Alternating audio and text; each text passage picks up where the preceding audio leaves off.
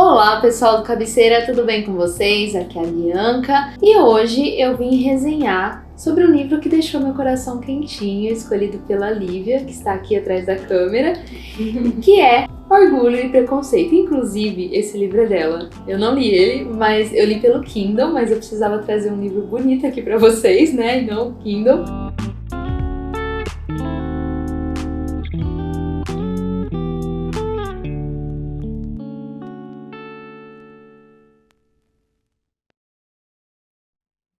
Então essa edição aqui é da Martin Claret, então fica aí a recomendação caso você queira comprar. Se bem que a experiência de ler no Kindle pra mim foi muito boa, porque eu li muito rápido, eu percebo que a minha velocidade de leitura é muito mais rápida quando eu leio pelo Kindle. Bom, vamos falar aqui sobre essa obra que me surpreendeu, porque assim, eu nunca tinha tido um contato com a Jane Austen, sempre tinha ouvido falar, eu sabia que um dia eu ia acabar lendo, não sei quando, é por isso que o Cabeceira acaba desafiando a gente, né? Porque a gente lê coisas que provavelmente a gente ia acabar postergando aí uma vida pra ler. E eu achei muito interessante porque a minha visão a respeito dessa obra em si foi completamente sem nenhum tipo de preconceito.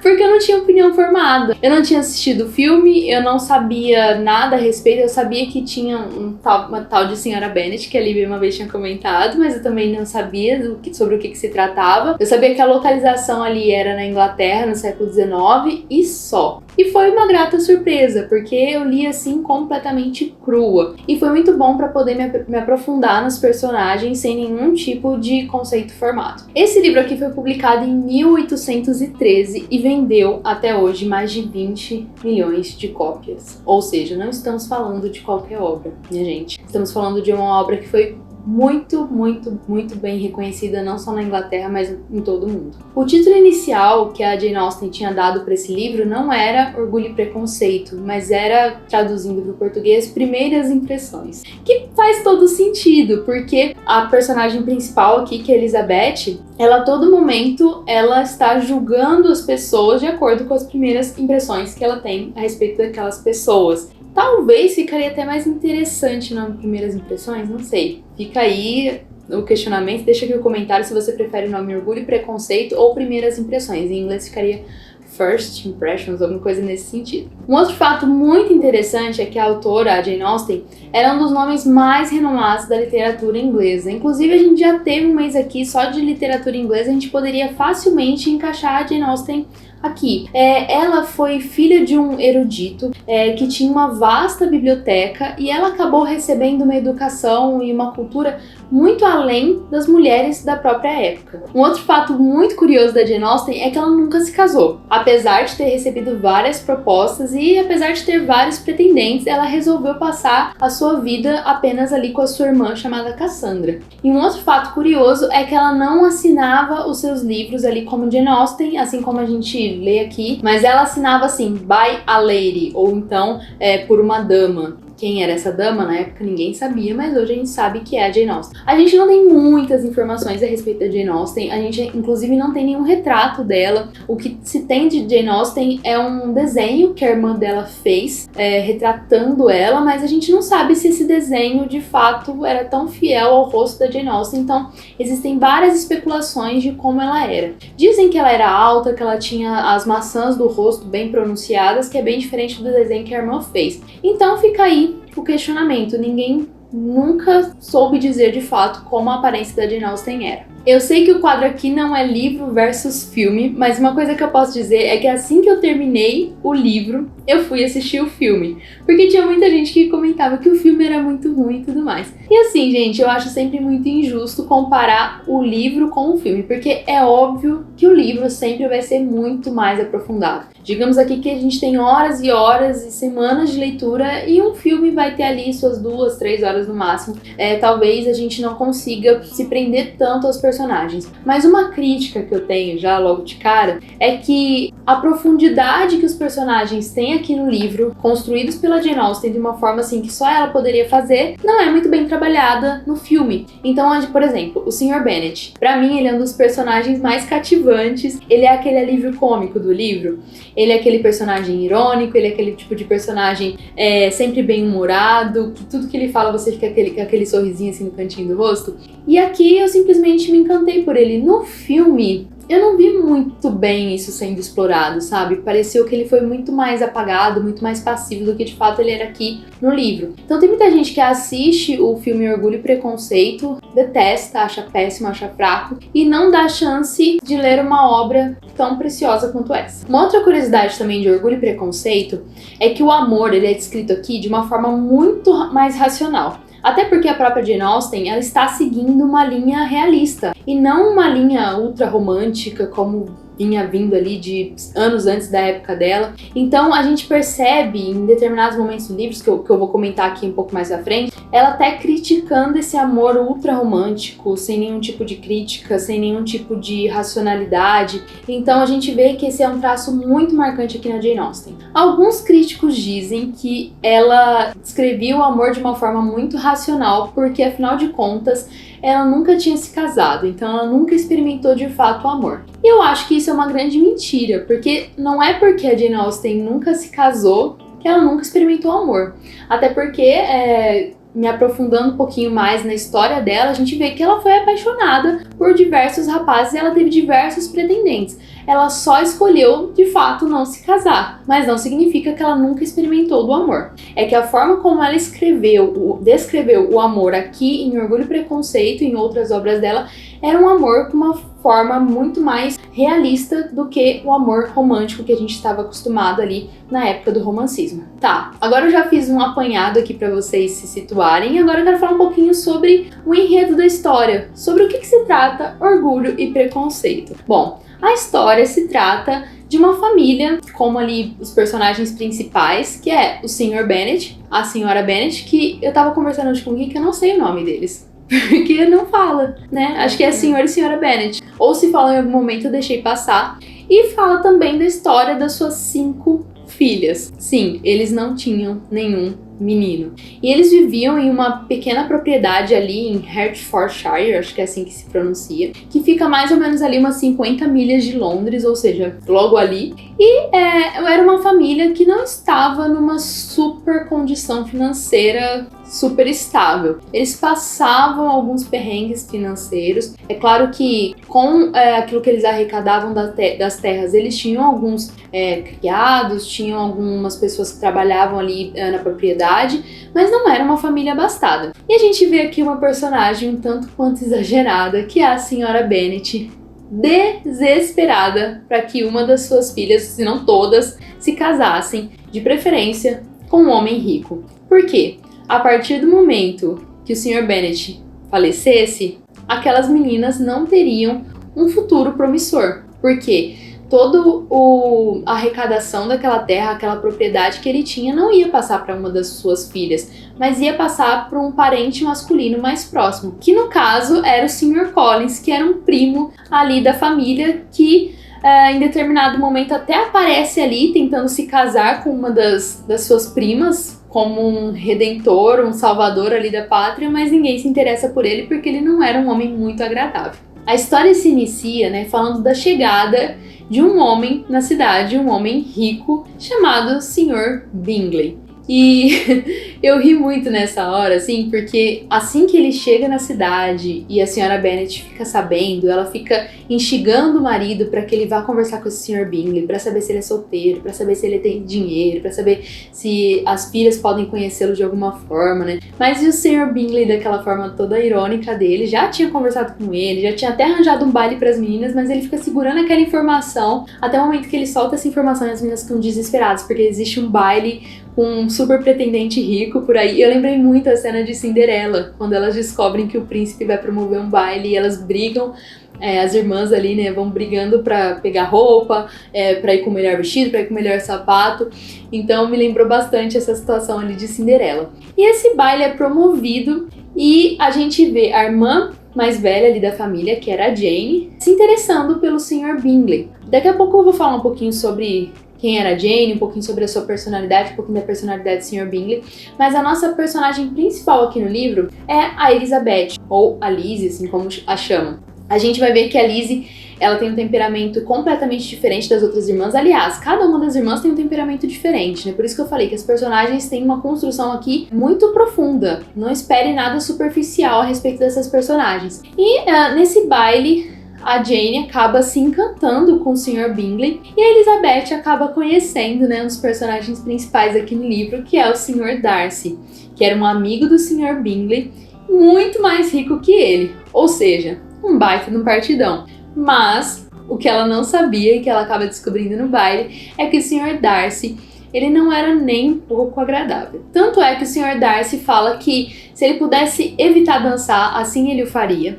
E que ninguém naquele baile era tolerável para poder dançar com ele. Ela ouvindo aquelas coisas, ela fica assim, desapontada, porque ela era uma mulher super espirituosa, conversava com todo mundo, um pouco sanguínea até. E aí ela logo recebe esse corte. E em determinado momento do baile também, ela ouve o Sr. Darcy falando dela. Não falando de uma forma boa, né? Mas falando, tipo assim, traduzindo, né, pra linguagem de hoje. Não vejo nada demais nessa Elizabeth. Pode ser até ok, mas não vejo nada demais. E ela já cria uma versão completa, esse Sr. Darcy. Fala, olha, o Sr. Bingley pode ser até legal. Até apoio que ele fique com a minha irmã, vamos trabalhar pra isso. Mas o Sr. Darcy, ela cria uma versão ali logo de cara. E essa versão que ela cria dele, ela vai carregando praticamente ali em todo o livro. E como ela era uma mulher muito espirituosa, ela julgava as pessoas muito facilmente. Então ela teve essa primeira impressão do Sr. Darcy e ela carrega esse preconceito dele durante muito, muito tempo. Tanto é que quando as pessoas vinham comentar a respeito dele, ela julgava aquilo que a pessoa falava e já tinha aquilo como verdade. Tanto é que depois do baile, a Elizabeth acaba conversando com a sua irmã, a Jane, né? Falando a respeito de tudo aquilo que aconteceu, que ela achou o Sr. Darcy extremamente desagradável. E ela fala uma frase que é muito, muito famosa aqui no livro. Eu não teria dificuldade em perdoar o orgulho dele se ele não tivesse ferido o meu. É claro que eu não vou contar todo o desenrolar da história, eu vou contar até um determinado momento. Depois do baile, a Jane, que era a irmã mais velha, ela é convidada para jantar na casa do Sr. Bingley. E é claro que a senhora Bennet fica alucinada com esse convite. E ela tenta fazer de alguma forma com que a filha acabasse dormindo lá. Então ela fala assim, não vai de carruagem. Vai de outra forma e acaba tentando dormir lá. A filha acaba tomando uma bela de uma chuva, acaba adoecendo e ela tem que ficar lá na casa deles, digamos assim, que na marra. E a senhora Bennet, eu acredito que ela deve ter amado isso, porque é uma forma da filha se aproximar do Sr. Bingley, que era aquilo que ela estava querendo o tempo todo. A Elizabeth, quando ela recebe a notícia de que a irmã estava doente na casa do Sr. Bingley, que também era a casa que o Sr. Darcy e as irmãs ali também do Sr. Bingley moravam, descobre que a irmã estava doente, ela decide por conta própria ir andando até a casa dele. Lembrando, gente, não era logo ali, né? Não tinha carro. E ela decide ir caminhando, digamos assim, que deve ter dado, não sei, mas uns 5, 10 quilômetros. Ela vai caminhando no sol, ela chega na casa toda descabelada, com a bota cheia de lama, suada, fala que até a bochecha dela tava corada. E ela era tão espirituosa, tão destemida, que ela não via problema naquilo. As irmãs do Sr. Bingley acham aquilo, assim, um horror. Onde já se viu uma dama sair andando por aí, chegar aqui em casa dessa forma. O Sr. Darcy, quando ele avista a Elizabeth daquela forma, toda corada, assim, ele fica fascinado por aquilo, mas é claro, ele não vai expressar de forma nenhuma que ele achou aquela vista daquela mulher maravilhosa. A Elizabeth acaba ficando com a irmã durante alguns dias ali na casa, até que a irmã de fato se recuperasse, e ela vai conhecendo ainda mais o Sr. Darcy e alimentando ainda mais o preconceito que ela tinha por ele. Porque em todo momento a gente vai vendo que eles estão se trocando faísca. Então assim, não é aquela história de amor que desde o começo dá certo, desde o começo eles se amam, não. É o tempo todo orgulho e preconceito da parte dos dois, e quanto mais ela ouve falar dele, mais ela fica com esse sentimento de repulsa, e também o jeito que ele fala com ela não é nada convidativo. Ou seja, de um lado a gente tem a irmã mais velha, a Jane, completamente apaixonada pelo Sr. Bingley, e pelo que é retratado aqui no livro, o Sr. Bingley correspondia a ela. Se bem que eu acho os dois, eu vou falar aqui, eu acho eles meio os dois uns sonsos assim, sabe? Que nossa, gente, ninguém toma iniciativa, sabe? Eles se gostam, mas tipo assim, parece que precisa dar uma empurrada pra esse romance acontecer. E do outro lado a gente tem a irmã, a segunda irmã mais nova, né, que é a Elizabeth, trocando farpa ali com o Sr. Darcy. Então é aquele tipo de livro que é um livro muito leve. Eu, depois que li O Morro dos Ventos Uibantes, né, eu percebi que existe várias histórias da Inglaterra ali dos séculos 18 e 19 que são muito gostosas de serem lidas, aquele tipo de leitura que você pode ler depois de uma leitura pesada ou para tirar da ressaca literária. O amor aqui no livro, ele é retratado, né, sobre a visão, sobre a ótica de diversas mulheres. E eu vou falar um pouquinho delas e sobre como a Jane Austen, através dessas personagens, quis representar o amor. Lembrando, um amor realista e não um amor ultra romântico como era ali da época dela. Por isso que a Jane Austen, digamos assim, que foi um ponto fora da curva. Primeira visão de mundo e de amor diferente é a visão da Elizabeth. A Elizabeth era aquela pessoa espirituosa, destemida, sanguínea, mas ao mesmo tempo ela era a pessoa que julgava rapidamente as pessoas. Também aquele tipo de pessoa inteligente a ponto de ter respostas rápidas, sabe? Ter aquelas tiradas. Mas como eu falei, né? Um ponto negativo dela é que ela era muito precipitada em julgar as pessoas. E ela achava que a visão dela a respeito das pessoas, sem se aprofundar de fato no que a pessoa era a visão correta. A gente também tem a Jane, que é a irmã mais velha. Inclusive, a personagem dela no filme é uma mulher belíssima. Pra mim, até mais bonita que a Elizabeth. Que é uma personagem leve, otimista, que tem uma visão boa a respeito do mundo. Isso é uma característica positiva para Jane Austen, mas ao mesmo tempo que ela é leve, ela também é ingênua e ela sempre precisa do auxílio de outra pessoa para dar aquele empurrãozinho, para dar aquele conselho, ou talvez para trazer ali, puxar para a realidade. Então a gente vê que apesar dela ser a irmã mais velha, ela era muito mais ingênua que as irmãs mais novas. E ela via ali na Elizabeth uma conselheira que colocava os pés dela no chão a respeito do mundo e a respeito do amor também. Eu acredito que essa personalidade também a gente vê muito no Sr. Bingley. Ele era uma pessoa leve, gentil, altruísta, mas porque os dois eram assim, ingênuos, leves, parece que a gente vê que em nenhum momento eles tomam iniciativa. O Sr. Bingley acaba recebendo conselhos de pessoas que queriam afastar os dois e ele acaba partindo para Londres, deixando a nossa pobre Jane, que fica devastada porque na mente dela estava tudo indo muito bem, porque ela tinha uma visão muito otimista a respeito da vida. E o pior de tudo, a Elizabeth acaba descobrindo que uma das pessoas responsáveis por essa separação e pela partida do Sr. Bingley foi o Sr. Darcy. E quando ela descobre isso, ela alimenta ainda mais aquele sentimento de preconceito e repulsa que ela tinha do Sr. Darcy, porque afinal de contas ele foi um dos responsáveis por estragar o amor da irmã dela. Além disso, Elizabeth também conhece ali um soldado que já teve uma história com o Sr. Darcy e acaba contando para ela uma versão dessa história em que o Sr. Darcy não foi muito gentil com ele e deixou esse soldado até no prejuízo. E sem questionamento nenhum, ela julga essa história como verdadeira, alimentando ainda mais o preconceito que ela tinha do Sr. Darcy. Então, digamos assim, que ela não queria ver o Sr. Darcy nem pintado de ouro. Até que em determinado momento ela descobre que ela estava alimentando um sentimento que não era verdadeiro e que ele, de fato, amava ela. Eu não vou contar pra vocês o que acontece no final, se eles ficam juntos, se não ficam juntos, se dá mais problema ou não. Isso vocês vão ter que descobrir. Mas eu quero continuar aqui falando de mais uma personagem que aparece, uma das irmãs também, que é a Lídia, que é um estereótipo daquela pessoa ultra romântica que a Jane Austen tanto desprezava. Lembrando que o amor aqui em Orgulho e Preconceito é um amor realista e não um amor romântico. A Lídia era o tipo de pessoa movida pela aparência, pelo glamour, pelo status. Tanto é que ela foge de casa para se casar com o soldado Wickham e ela não está nem aí pro que vão falar da família dela, se ela vai manchar o nome da família. Ela está desesperada para se casar. E esse tipo de personagem, né, é o tipo de personagem que tem atitudes que a Jane Austen despreza. Porque é o tipo de personagem que não tem um amor racional, é um tipo de personagem que não mede as consequências quando se trata de amor, e é o tipo de personagem que não tem cérebro, que não pensa a respeito de como atitudes como essa podem prejudicar a sua família. Ou seja, né, não existe para Jane Austen, na perspectiva dela, o amor romântico, né? O amor para ela é o encontro de almas que têm juntos um projeto de vida e não o encontro de pessoas ao acaso, movidos pela chama da paixão, sem nenhum tipo de crítica, sem nenhum tipo de racionalidade. A gente tem também uma personagem que, digamos assim, que é uma personagem secundária, mas muito importante, que também tem uma outra visão a respeito do amor, que é a Charlotte, que é, digamos assim, que uma vizinha ali da família Bennet, muito amiga da Elizabeth, e ela, digamos assim, que ela já está ficando para a titia. Aí eu tenho um questionamento, que idade ela tinha? Eu não lembro aqui no livro, mas eu penso que ela deveria ser talvez até mais nova do que eu. Lembrando que naquela época, né, uma mulher de 22 anos, 23 anos já estava ficando para a titia, porque as mulheres se casavam muito novas, né? Então fala assim que ela estava com medo de não se casar.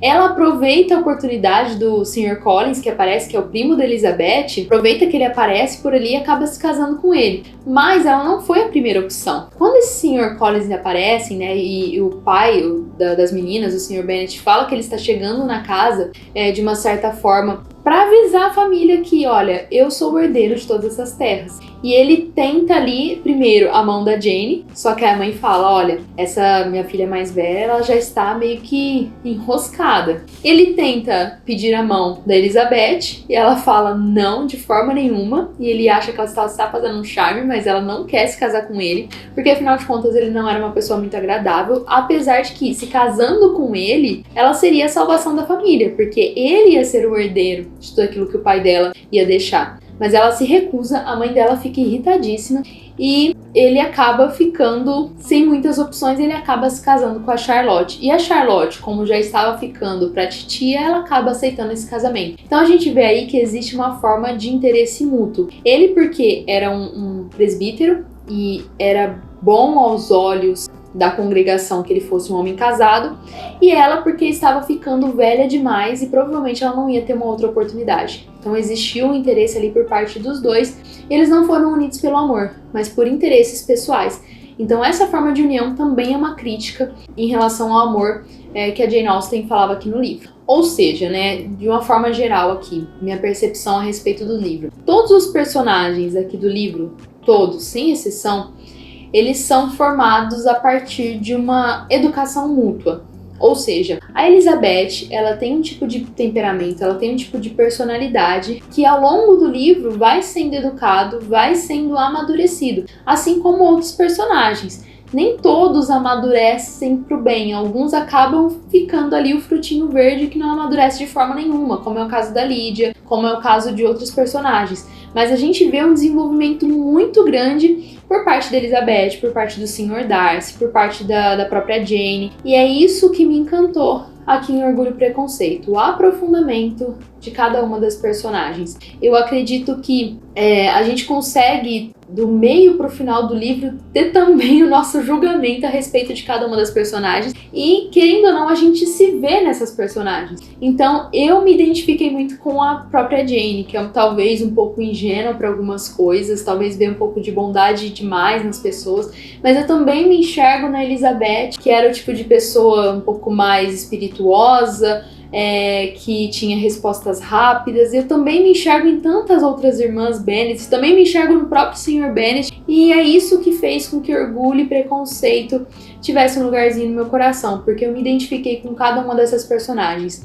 Agora, para saber o final da história, se o Sr. Bingley volta ou não, se o Sr. Darcy muda, se a própria Elizabeth acaba se apaixonando por ele ou não, se essa repulsa que ela tinha dele vai embora ou não, você vai ter que ler. Ou então assistir pelo menos o filme, mas a probabilidade de você não gostar do filme é muito grande, então eu aconselho, é claro, que você leia Orgulho e Preconceito. Bom, esse livro com certeza é digno da minha cabeceira e com certeza abriu uma porta para que eu lesse outras coisas da Jane Austen, então li. Muito obrigada pela indicação, valeu super a pena. E eu pude fechar o meu ano aqui no Cabeceira com chave de ouro, com uma leitura muito boa, que eu quero super indicar para vocês. Espero que vocês tenham gostado desse vídeo. Nos acompanhem lá nas nossas redes sociais, @cabeceira_br. Deixa aqui nos comentários o que você já leu de Jane Austen, qual deve ser a minha próxima leitura de Jane Austen. Um beijo e até a próxima. Tchau!